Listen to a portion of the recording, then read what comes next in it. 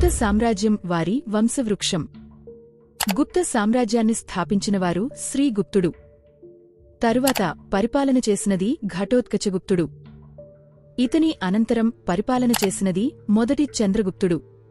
ఇతను గుప్తువంశంలో తొలి స్వతంత్రపాలకుడు. ఇతని అనంతరం పరిపాలన చేసినవారు సముద్రగుప్తుడు.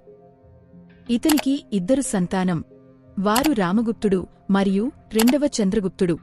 ఇతనికి ముగ్గురు సంతానం. వారు గోవిందగుప్త, మొదటి కుమారగుప్తుడు మరియు ప్రభావతి. మొదటి కుమారగుప్తునికి ముగ్గురు సంతానం. వారు స్కంధగుప్తుడు, పురుగుప్తుడు, ఘటోత్కచగుప్త. ఘటోత్కచగుప్తుని అనంతరం పురుగుప్తుని కుమారులు రాజ్యపాలన చేశారు. వారు బుధగుప్తుడు మరియు నరసింహగుప్తుడు. నరసింహగుప్తుని అనంతరం బుధగుప్తుని కుమారుడు రెండవ కుమారగుప్తుడు రాజ్యపాలన చేశారు. రెండవ కుమారగుప్తుని అనంతరం ఇతని కుమారుడు విష్ణుగుప్తుడు పరిపాలన చేశాడు. ఇతను గుప్తుల చివరి పాలకుడు.